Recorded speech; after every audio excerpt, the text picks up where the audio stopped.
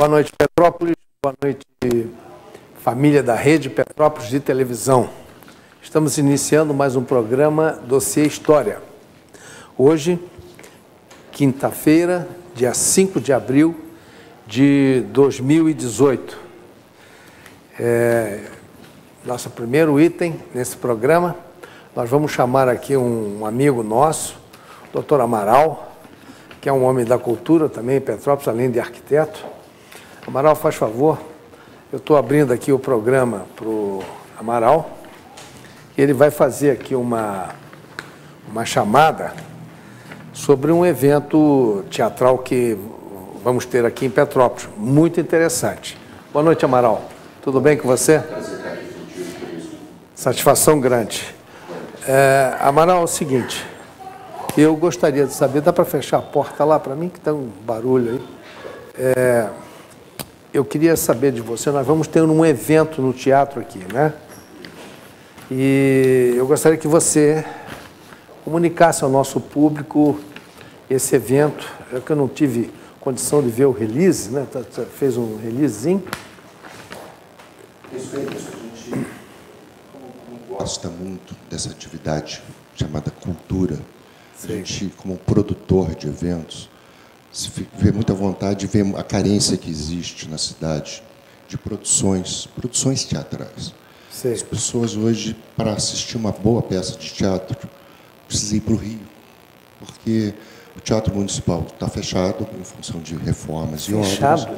Porque está entrando num processo de restauração mais do que necessária, entendeu? Justificado. Justificado. Realmente ele está fechado e acredito que até o final do ano esteja pronto. Sim. E a gente está, em função da dificuldade, do custo que as produções têm, em função de apoio, que são difíceis a gente conseguir apoio para peças de teatro, a cidade está carente demais disso, mesmo. Sim. Então, eu, como produtor, que sou, que gosto, a gente está em busca sempre de parceiros para que possa viabilizar isso. Veja, as pessoas são tão carentes de ter uma boa peça de teatro, um bom musical, uma boa peça de... Enfim, de ter esse tipo de entretenimento que faz parte da nossa vida. Então, claro que a gente agora conseguiu uma parceria bacana. Vamos trazer agora em maio uma peça chamada Dom Pedro I, que conta toda a trajetória de Dom Pedro antes deles virem ao Brasil até 10 dias antes da morte dele.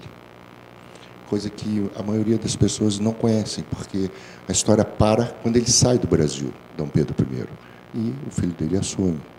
Então vai ser algo assim, bastante interessante. Eu acho que o público que estiver presente vai gostar do que vai ver. Uma leitura, uma visão um pouquinho diferente do que as histórias do livro contam. Há 10 anos atrás, nós trouxemos essa peça. E nós lotamos o Teatro Municipal com alunos da rede pública do município, que foi fantástico. E o público que assistiu na peça à noite também saiu de lá assim, muito satisfeito com o que viu, o que ouviu. John Weiss é um ator brilhante, um ator fantástico.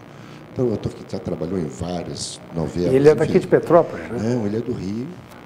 Mas ele trabalhou aqui, né? Ele já fez várias peças aqui com a gente. Ele sempre que pode vem a Petrópolis, mas tem um tempo que ele não está aqui com a gente.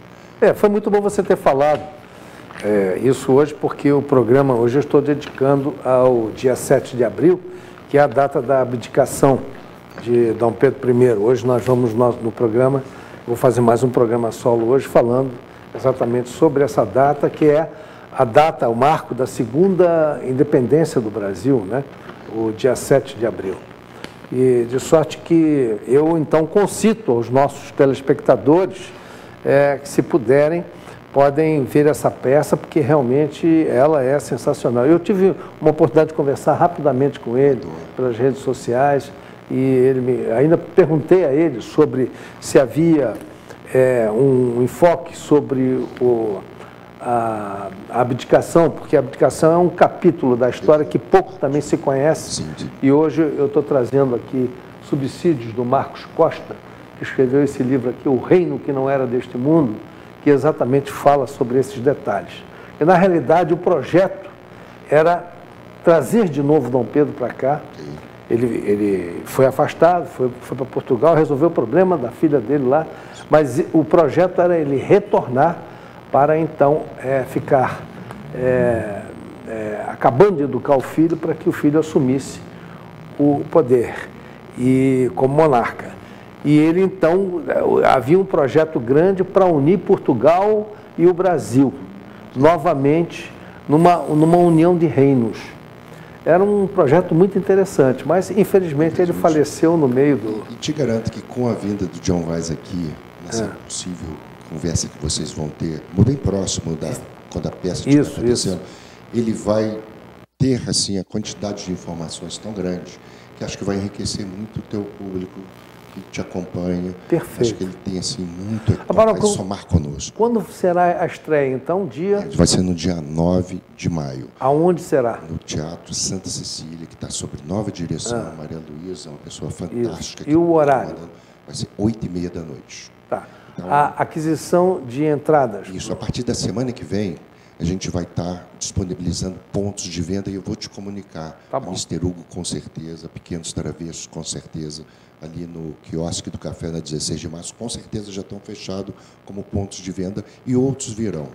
Perfeito. Então, a gente vai te comunicar, fazemos questão da tua presença lá, que você é uma pessoa, enfim, você vai gostar bastante. Muito obrigado. A gente vai tentar te municiar. Tem muito tempo até lá, a gente está fazendo um pré-lançamento da peça, porque é importante, o convite antecipado ele vai ter um custo reduzido, que eu acho que isso é bacana, beneficia a produção, facilita muito a questão de hospedagem, alimentação, transporte, porque envolve vários custos. Então, a gente está aqui fazendo o lançamento da peça no teu programa, diante da importância que você tem nesse mundo cultural que nós vivemos.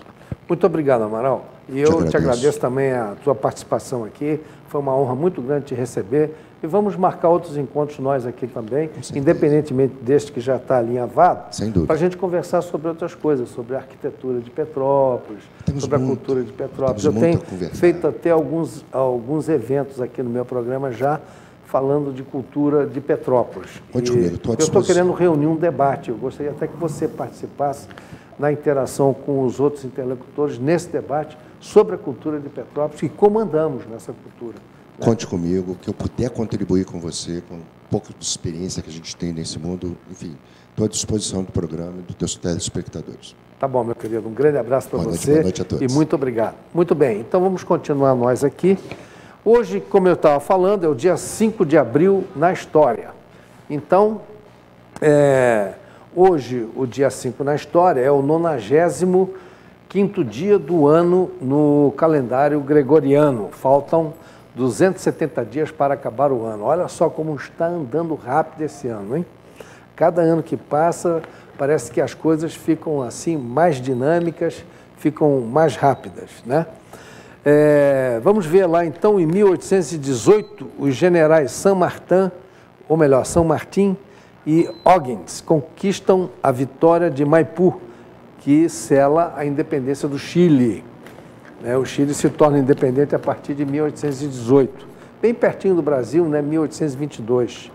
Em 1879, estoura a Guerra do Pacífico entre Chile, Peru e Bolívia, em razão da delimitação das fronteiras entre os três países. Ou seja, o vice-reino espanhol tinha implodido.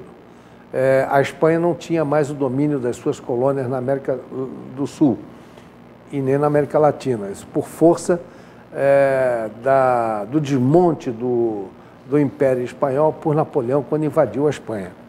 Então, as colônias começaram a se tornar independentes. E aí começaram a surgir, entre eles, as questões de fronteira, de delimitações, enfim. E aí acabou estourando essa guerra, logo depois do término da Guerra do Paraguai, entre nós e o Paraguai. E aí, então, há esse grande conflito, que é um conflito histórico, que é exatamente essa Guerra do Pacífico, né? Morre lutando pela independência de sua pátria o general cubano José Guillermo Moncada, mais conhecido por Guillermón, isso no dia 5 de abril de 1895. 1900, dia 5 de abril de 1900, o príncipe de Gales, Eduardo VII, escapa de um atentado na estação de trem de Bruxelas. O autor queria se vingar das mortes provocadas por britânicos no sul da África. Ele é o bisavô da atual rainha Elizabeth e foi o primeiro rei da casa do Saxe-Coburg-Gotha, da família que posteriormente anteriormente, melhor dizendo, se entrelaçou com a família imperial brasileira, a partir do casamento do príncipe Augusto de Coburg-Gotha com a princesa filha mais moça de Dom Pedro II e irmã mais nova de Isabel, que ele era o príncipe Augusto e ele casou com a princesa Leopoldina. E aí os Coburg-Gotha entram também, se entrelaçam com a família imperial brasileira. Lord Carnarvon, quinto conde de Carnarvon, arqueólogo que financiou e descobriu a tumba do faraó egípcio Tutancâmon em 1992, no Vale dos Reis, expedição liderada por Howard Carter. Ele morre exatamente no dia... Ele morre exatamente em 1923 de uma doença até então desconhecida, chamada apenas de maldição de Tutancâmon.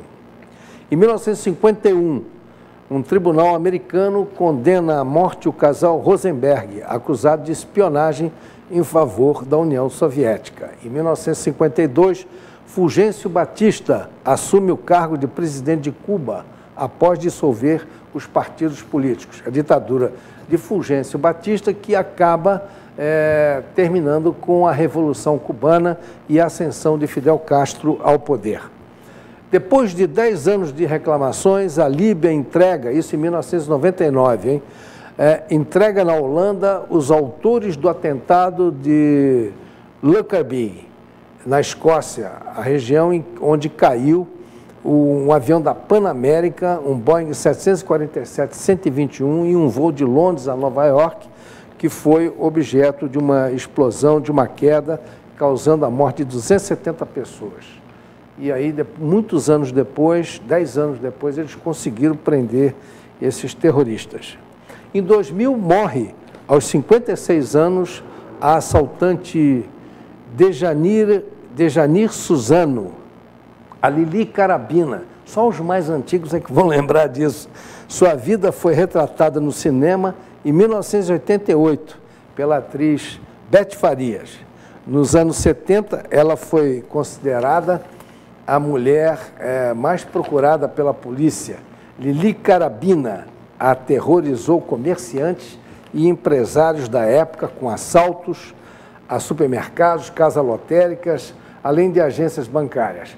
Ela ficou presa durante 26 anos no presídio feminino de Talavera Bruce, em Bangu, sendo indultada em 1999. Um ano depois, menos de um ano, ela foi indultada para as festividades do Natal de 1999 e morre, então, no dia 5 de abril do ano de 2000. Muito bem, então vamos agora à nossa vinheta do Jornalismo Dossiê História. Em seguida voltamos para a gente falar do julgamento do Lula.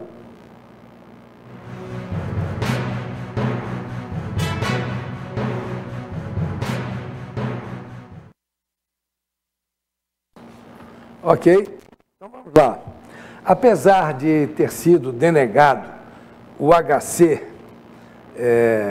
do Lula e mantida, então, a prisão após o julgamento da segunda instância, que é a tese que foi adotada pelo Supremo Tribunal Federal, na realidade, não há nada para comemorar, porque já sabemos que isso é uma carta marcada, como, aliás, todos os fatos históricos do Brasil, e o que eu vou citar daqui a pouco da abdicação de Dom Pedro I, também foi uma carta marcada. Aqui houve também essa situação.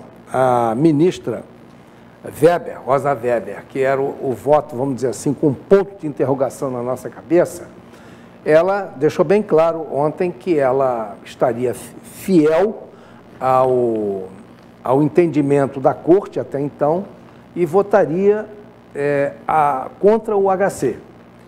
No entanto, se houver a rediscussão, ela ficaria com a tese dela inicial, que é contra a prisão em segunda instância. Ela sustenta que a prisão deve ser a partir do trânsito em julgado de todas as decisões, né? Da primeira à última instância são mais de 30 recursos que nós temos. Então, é uma peregrinação enorme, uma peregrinação recursal enorme que o Lula vai ter que percorrer e se ele ficar em liberdade, ele só vai preso daqui a 10 anos, 15 anos, se ele estiver vivo.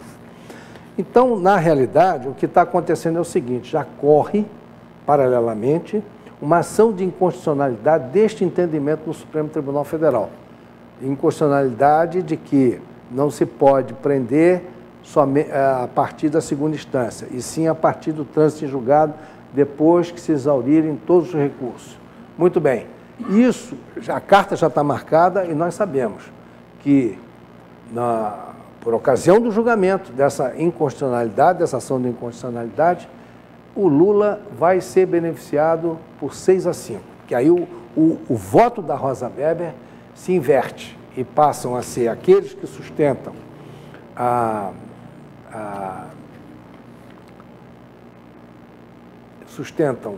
que a prescrição, somente após a prescrição pode ser preso, serão majoritários. E a minoria, então, fica com aqueles que sustentam que é a partir da segunda instância. Então, é neste sentido que nós temos aqui essa situação. Agora nós vamos ver, vou pedir à técnica para passar uns memes que nós selecionamos do Lula que estão sendo divulgados na mídia, né? Então vamos lá, vamos aos memes. O bom filho a casa torna, né? Lembrando que ele já foi preso. Acabou, posso mandar. Então, esses aí são os memes que nós coletamos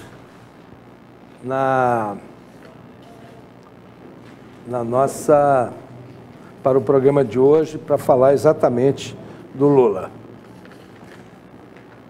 Eu estou aqui hoje muito honrado com a presença do nosso diretor-presidente, Néfito. Satisfação grande te ver. Néfito, chega para cá, Néfito, senta aqui com a gente. É um prazer, senta aqui com a gente. Eu vou falar hoje sobre Dom Pedro I e seria bom que o Néfito aqui trocasse uma ideia com a gente, né? Vem cá, Néfito.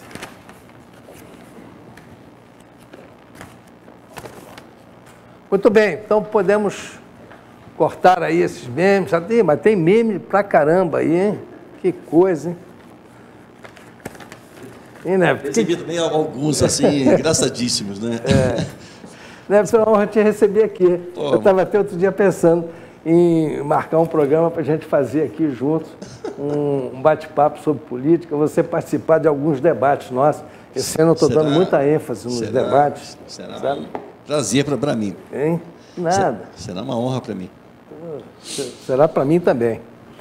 Mas, Néfito, hoje eu selecionei aqui um tema muito interessante, que é pouco explorado no Brasil, que mesmo, lembro que no meu tempo de história, de colégio, de garoto, quando o professor de história falava sobre esse tema da abdicação, era assim, en passant, era uma coisa assim, houve uma confusão, a noite das garrafadas, e o Dom Pedro abdicou. Mas as razões, elas vêm lá de trás.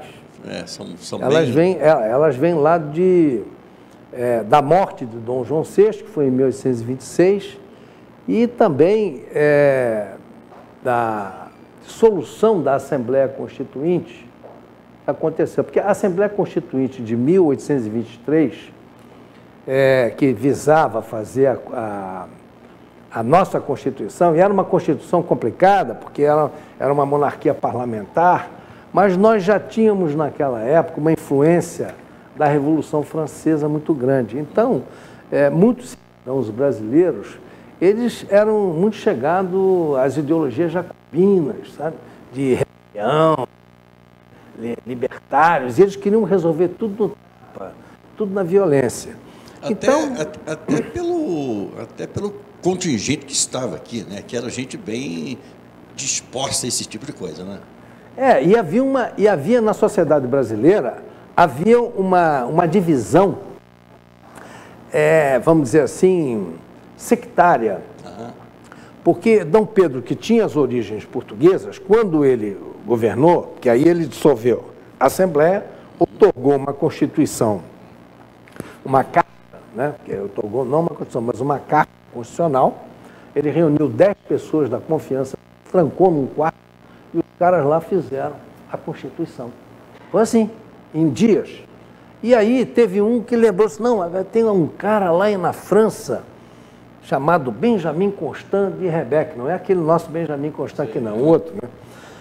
Constant de Rebecque, ele escreveu um livro sobre a monarquia constitucional parlamentar, porque ele viveu todo aquele período da Revolução Francesa, e esse Rebecque, né? E viveu também o período napoleônico, onde ele viu as arbitrariedades do Napoleão. Ele também conviveu com as arbitrariedades do regime, do ancião regime do rei da França, que era absolutista, e o Luís XVI, e aí ele começou a bolar, ele era simpático com a monarquia, isso, quem sabe uma monarquia parlamentar, constitucional, uma coisa liberal. E aí ele bolou esse plano. E um desses 10 que estava lá reunido para outorgar a Carta Constitucional de 1824, ele disse, não, eu bolei uma coisa chamada poder moderador, que eu me inspirei lá no Rebecque. O Rebecque escreve sobre isso. Poder moderador, onde o rei, o monarca, teria uma influência sobre o legislativo, sobre o executivo e sobre o judiciário. Ele seria como um árbitro, que, aliás, é a tese hoje que os monarquistas... Ele seria um presidente de todos os poderes, né? Ele tese, né? Moderaria, exatamente isso, ele seria o árbitro. Exatamente. Então, ele iria coibir os excessos. E aí, essa Constituição... Aliás o sistema parlamentar prevê isso, né? Quando o presidente está presente em qualquer comissão, ele é o presidente, né?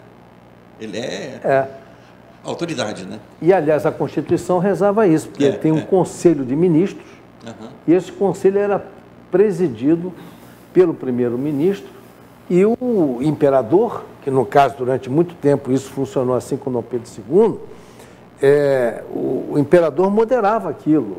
Às vezes ele coibia certas situações, ou então ele trocava de primeiro-ministro, né? Tem uma passagem muito interessante na Guerra do Paraguai, em que os liberais, do Partido Liberal, era liberal e conservador. Então, os liberais, eles tinham uma presença maciça naquela legislatura. O que o imperador fez? Ele passou, então, a formar o gabinete com os liberais. Então, o primeiro-ministro era liberal. Durante quase toda a Guerra do Paraguai, o ministro era do Partido Liberal e não do conservador. Por quê? Porque ele queria ter, como a guerra, ele precisava ter um apoio maciço para provar determinadas circunstâncias para a guerra. Então, ele fez esse jogo político para mostrar como era diferente.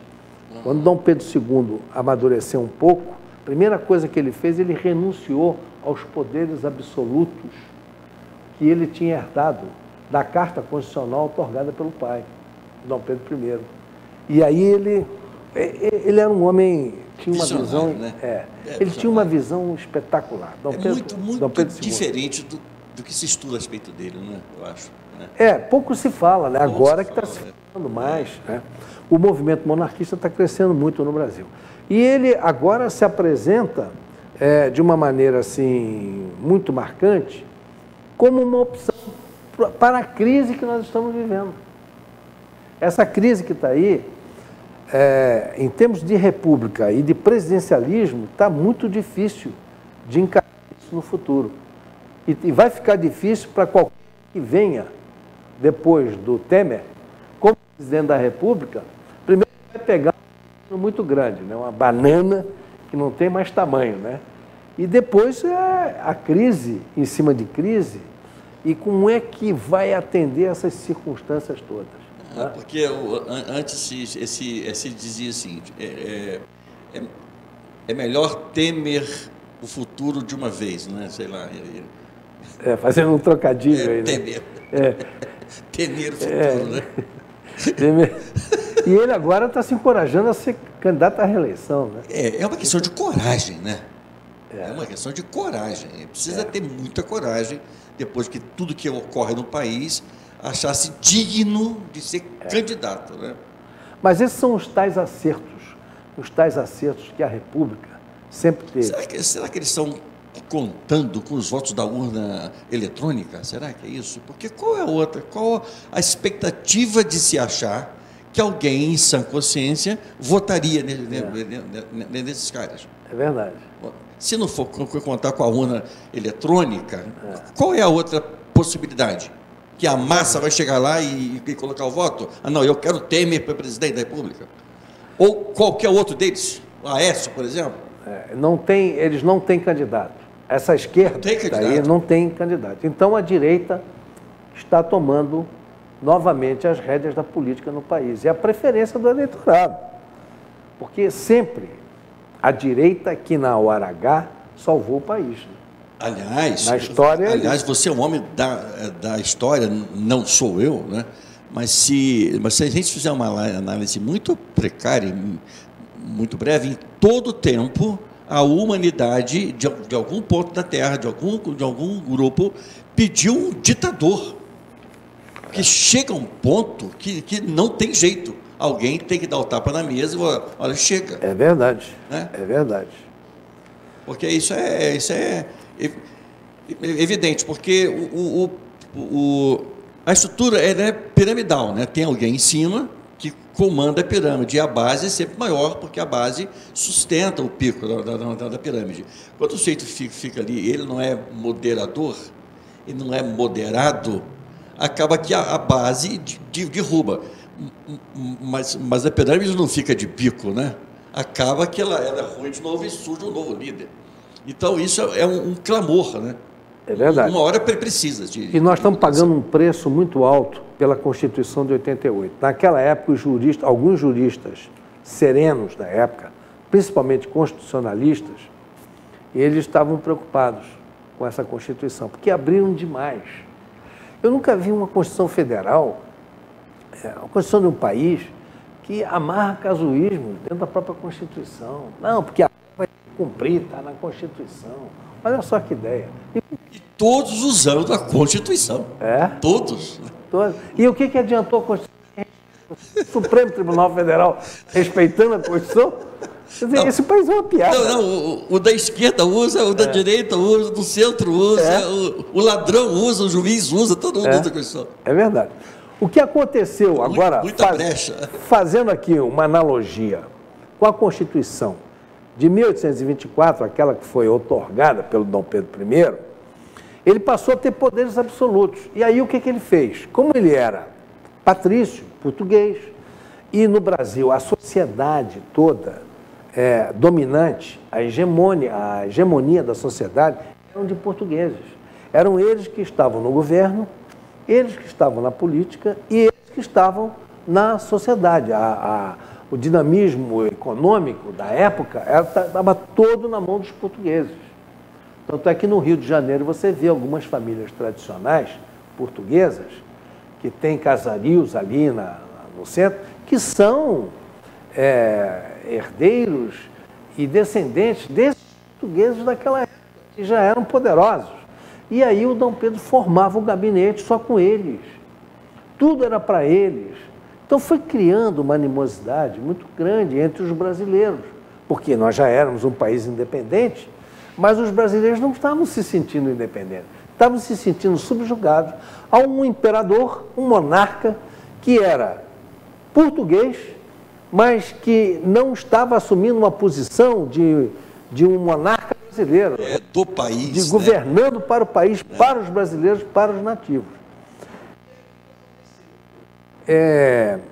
Ele foi criando essa aura de arbítrio e, em determinado momento, logo depois que ele outorga a Constituição, estoura a revolta lá em Pernambuco, Rio Grande do Norte, Ceará e, se não me engano, a Paraíba, que era uma região riquíssima. Precisou cortar você. Pois não. Diz que saiu agora na Globo que o Moro mandou prender o Lula. Não brinca. Notícia de primeira mão.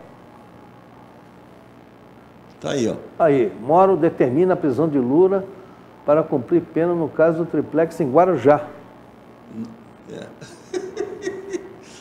Isso vai dar uma confusão, hein? Isso vai dar rola, hein? Isso vai dar uma confusão. Então aí, ó, para os nossos telespectadores, notícia de primeira mão. O Moro determinou a prisão de Lula agora. Vamos ver o que acontece. Eu ainda estou duvidando que isso aí vai demorar, que não vai, isso aí estou duvidando que demora. Não, eu vi os juristas ontem falando que ele não precisava esperar recurso algum, mais não. Então, acho que... até mesmo porque os embargos declaratórios, é uma procrastinação. Né? Não tem sentido algum. Né? E achar que um erro foi repetido nos outros embargos. Porque os embargos declaratórios são para corrigir erro material. Né? Então, não... o Moro estava... mérito, né? Ele estava seco, né, para poder decretar isso. Você já viu o mecanismo? Que a série nova que foi feita agora... Eu assisti toda ela já. Também. Foram 8 capítulos. Eu assisti tudo. Vai vir agora a segunda. Um sucesso, né? Sucesso. Bom, mas aí, então, o que aconteceu lá em 1824 foi o seguinte, nós temos ainda 25 minutos de programa, dá para falar. O Dom Pedro preparou uma série de discursos para peregrinar pelas províncias, falando da situação dele, né? Tentando limpar a imagem dele. Ele já tinha tido essa revolta do Equador, lá em Pernambuco, que foi provocada não só pelo descontentamento do golpe da Constituição, né? do fechamento da Assembleia Constituinte e da Constituição que tinha sido outorgada por ele, e os nordestinos não engoliram muito bem isso, mas deixaram passar. E aí estoura essa revolta, vamos dizer assim, a causa imediata foi a nomeação do governador de Pernambuco, da província de Pernambuco, que naquela época se chamava, se não me engano, presidente, era o presidente da província, não me lembro qual era a terminologia exata, mas foi nomeado um da confiança dele, imperador. E os pernambucanos, que eram homens ricos, poderosos, tinham engenhos de açúcar, produziam muito algodão também, e eles não ficaram satisfeitos, porque não tinha sido indicado uma pessoa da comunidade deles, do interesse deles. E aí, então, estoura a tal revolta do Equador, aquela que o Frei Caneca é fuzilado. Né? E então ele manda abafar essa rebelião e a ferro e fogo. Eu tive até um parente meu, um ancestral meu, que era lá de Pernambuco, era da família dos Cavalcanti e tal, e ele teve que fugir de lá, senão ele teria sido fuzilado. Foi exatamente esse ramo que deu o ramo da minha família no sul. Ele fugiu para o sul, foi para o Rio Grande do Sul. Se esse cara é pego lá e fuzilado, eu não estou vivo hoje. Ninguém ninguém ia descobrir lá, né? Esse sotaque dele, né? Pois é. Ou não tinha sotaque toda a época? Já tinha o sotaque. Já tinha o sotaque. Só que era mais carregado ainda no lusitano. Do né? lusitano, é verdade. Então ele fugiu. Pô. Foi só porque muita gente foi fuzilada lá. E aí ficou essa marca. O pernambucano não esquece isso. A marca que o pernambucano tem com o Dom Pedro I é tão grande que quando exumaram, quando veio o corpo do Dom Pedro I, que Portugal liberou para que ele viesse enterrado lá em São Paulo, Dom Pedro I, o pessoal lá do Pernambuco exigiu que a flotilha da Marinha que trouxe passasse a não sei quantas milhas ao largo do litoral pernambucano, que eles não queriam que aquele navio navegasse nas águas pernambucanas. Olha só, eu estava lendo uma época, tamanha é a importância ai, meu Deus, fugiu o nome. Do conhecimento histórico? Não, do burguês. As pessoas falam mal da burguesia. Lógico, não é essa burguesia escravatória, né, que escraviza todo mundo, tal, não é isso que estou falando, mas do proprietário, daquele que tem poder, daquele que produz, porque ele tem força, ele quer defender a terra dele, né? E hoje, no Brasil, nós não temos burgueses, não temos aqueles caras que são industriais, que são fortes, não tem grupos, não tem. Então, o Brasil está entregue à globalização. Todas as grandes empresas não são daqui. Né? Então não há essa força para forçar o governo a fazer isso ou aquilo. Não tem. Até mesmo porque, na realidade, e alguns economistas da escola mais liberal, eles dizem o seguinte, que o Brasil, na realidade, nunca teve capitalismo. Nosso capitalismo foi sempre um capitalismo tutelado pelo Estado. Nunca se deixou a regra de uma maneira mais liberal, né? Natural, de competitividade. Não. O nosso capitalismo é todo ele casuístico. E você monta uma empresa, amanhã o governo vai, altera uma determinada política e derruba a tua empresa. Te ferra a empresa. É isso que está acontecendo. Então, hoje há uma tendência crescente a uma liberalização. Agora que se viu que o capitalismo de Estado, na realidade, era uma balela, a parceria público-privada é uma mentira, né? Na realidade era um grande esquema, um grande mecanismo. Né? Para se arrecadar Netflix dinheiro. Mesmo, né? Para se arrecadar dinheiro para fazer política. Então nós nunca tivemos capitalismo. Você vai me dizer que essa empresa de engenharia aí, Odebrecht. A Odebrecht, ela era capitalista? Nada. Ela estava querendo um esquema para ela. É estatal. É uma estatal disfarçada. Disfarçada. Governava o país. É verdade, é verdade. Bancava tudo. Então, na realidade, essas situações todas aconteceram. Mas lá, voltando aqui no nosso assunto de 1823, 24,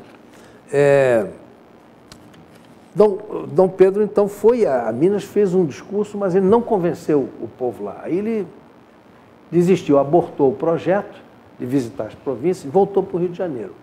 Quando ele estava voltando, os portugueses que o apoiavam fizeram uma festa e soltaram fogos, fogueira, para recepcionar o Dom Pedro.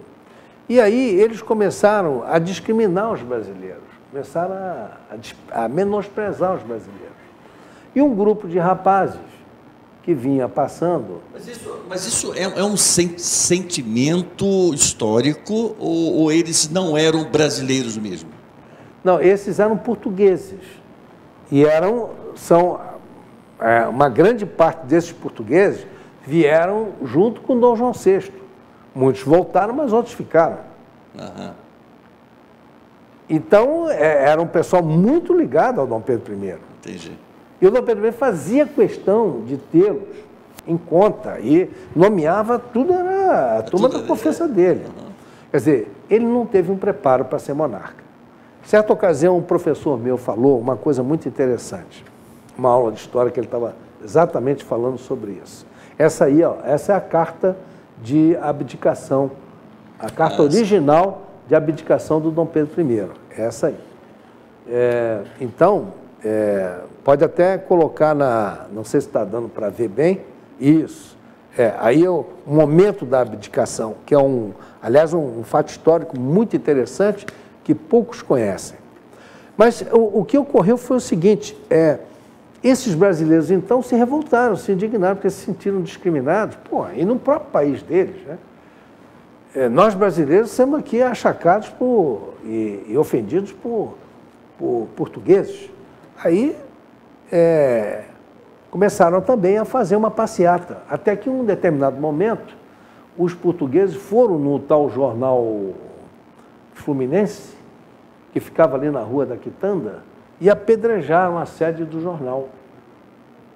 E aí saíram pela rua, e logo mais à frente eles encontram um grupo de brasileiros. E aí é gerado um conflito, que é uma verdadeira briga física, muitos se feriram, se machucaram, que foi chamada a Noite das Garrafadas. Ela é conhecida como a Noite das Garrafadas. E aí, com esse conflito, é como se tivesse acendido o pavio da bomba, entendeu? E aí começaram a concentrar os próprios cidadãos brasileiros, foram para o Campo de Santana e se concentraram lá. E aí começou a engrossar a fileira, os políticos começaram a chegar, apoiando, fazendo discurso. E aí, sabe o que aconteceu? O Exército também aderiu. Em massa, quase todos os batalhões aderiram àquela manifestação dos brasileiros. Só ficou o batalhão de guarda, cujo comandante era o irmão do general Francisco de Lima e Silva, que era o pai do Duque de Caxias. E ele já era major.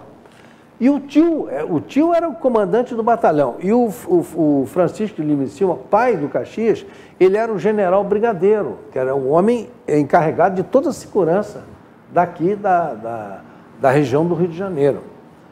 E aí, eles também aderiram, os dois. Sabe quem foi que ficou com o Dom Pedro I, fiel a ele, leal a ele? Foi exatamente o filho, o major Francisco Luiz de Lima e Silva. E depois não teve força, né?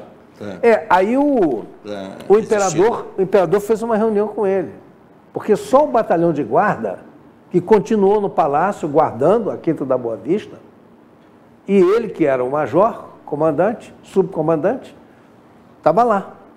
E aí disse, major, o que é que o senhor me aconselha?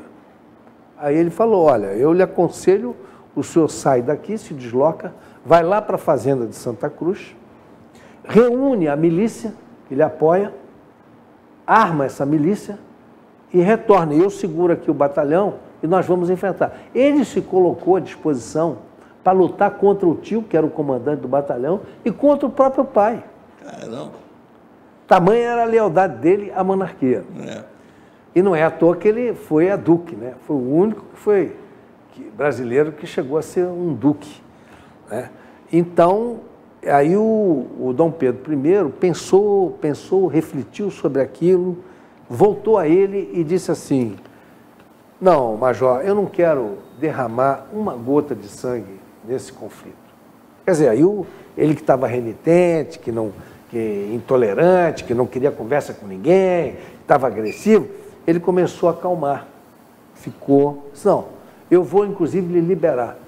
Vai lá para o Campo de Santana e fique lá com os seus colegas militares. Eu vou tentar resolver essa situação de outra forma. Isso foi exatamente na noite do dia 7 de abril, que agora nós vamos comemorar. Aí, nisso, o pai do Caxias, o general Francisco de Lima e Silva, vai ao encontro do imperador. E lá eles têm uma conversa muito franca. E o Francisco de Lima e Silva consegue, então, arquitetar um plano. Você vê que isso que aconteceu lá Em todos os outros fatos históricos do Brasil onde teve crise institucional, foi resolvido assim no Papa. Até a Revolução de 64, que não teve um tiro, foi tudo resolvido no Papa, foi tudo no acerto. Aí o Francisco de Lima Silva chegou para esse imperador, é o seguinte, o senhor abdica, é a minha proposta, o senhor abdica em favor do seu filho, Pedro II, eu garanto a dinastia, vou educá-lo, vou ficar como tutor dele, vou protegê-lo, e o senhor vai para Portugal resolver o seu problema lá com o seu irmão. Porque o Pedro I estava irritado com o irmão Luís, que tinha prometido casar com a filha dele, a Dona Maria da Glória, que tinha 7 anos. Ela era a herdeira do trono, mas ele deu um golpe absolutista junto com a mãe, ajudado pela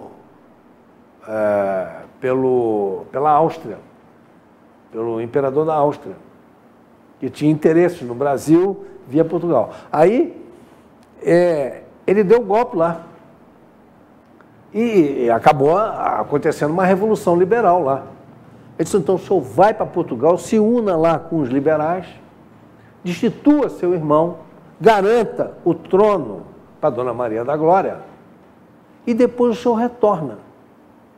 O seu filho vai ser o futuro imperador, e o senhor vai aqui ficar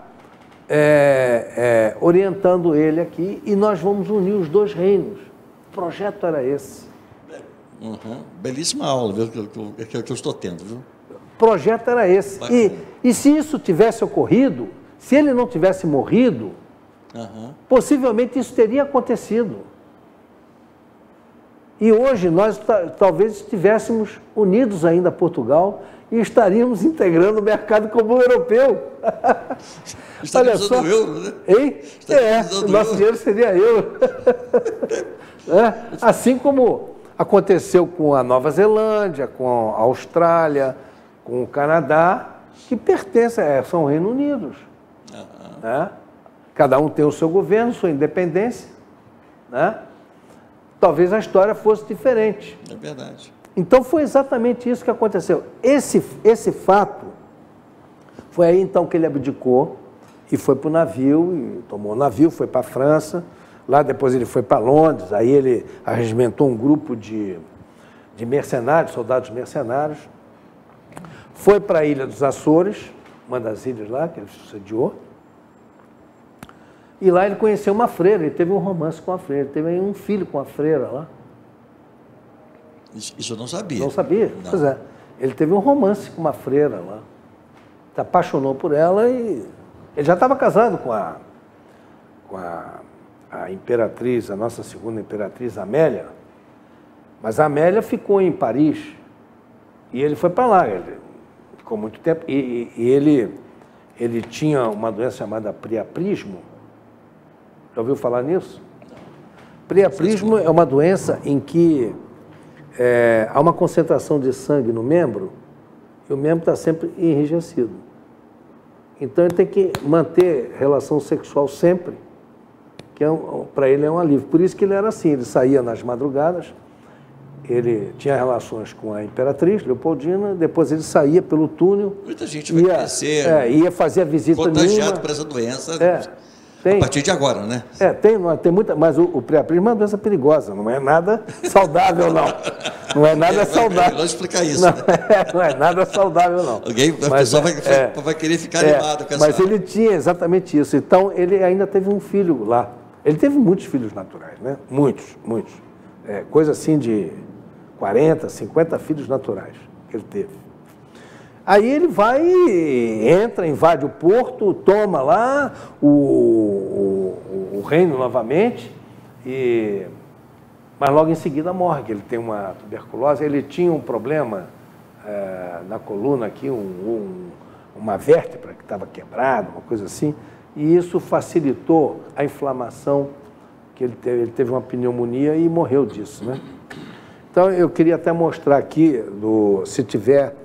Nós temos ainda tempo, né? Temos 5 minutos, puder mostrar aquela foto da exumação do cadáver de Dom Pedro I, quando chegou aqui no Brasil. Vamos ver lá. A cena da exumação. Isso foi já realizado aqui recentemente, alguns 2 ou 3 anos atrás, o corpo do Dom Pedro I que foi exumado, né? Então, abriram, filmaram tudo e vai aparecer aí agora, ó, o crânio dele. Esse é o crânio de Dom Pedro I. Ele está enterrado lá em São Paulo, lá no... Essas fotos do crânio dele e da face, né? E juntaram todos os ossos. Eles iam fazer uma reconstituição, né? A partir do crânio, via computador, dá para você fazer a reconstituição da imagem, né? Muito bem. Então, essa é que foi a situação toda. Aí, esse marco 7 de abril, ele é tão importante que ele é considerado a nossa segunda independência. A segunda independência do Brasil. Ou talvez até genuinamente a independência do Brasil. Porque a partir daí tivemos um imperador que era brasileiro, que tinha nascido aqui e que foi criado por brasileiros. E, engraçado, Dom Pedro II não gostava de Portugal. Ele não tinha muita afinidade com Portugal. Tanto é que quando ele chegou lá do exílio, ele no dia seguinte foi embora para Paris, ele não quis ficar lá. Ele não foi nem na coroação do sobrinho dele.